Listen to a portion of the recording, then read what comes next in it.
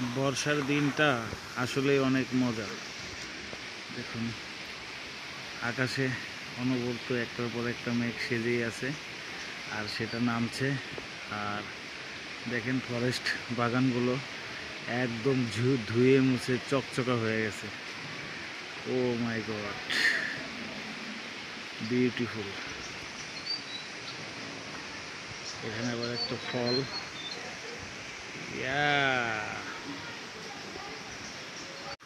বর্ষার দিনটা আসলেই অনেক মজা। দেখুন, আকাশে অনবরত একটার পর একটা মেঘ সেজেই আছে, আর সেটা নামছে।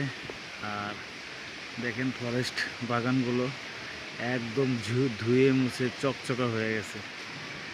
ও মাই গড, বিউটিফুল। এখানে আবার একটা ফল,